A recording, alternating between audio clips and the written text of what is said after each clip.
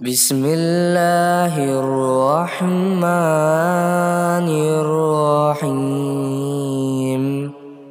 أفحسبتم أنما خلقناكم عبثا وأنكم إلينا لا ترجعون فتعالى الله الملك الحق لا إله إلا هو رب العرش الكريم.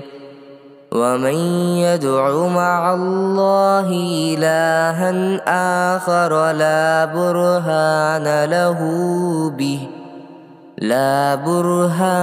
له به فإنما حسابه عند ربه إنه لا يفلح الكافرون.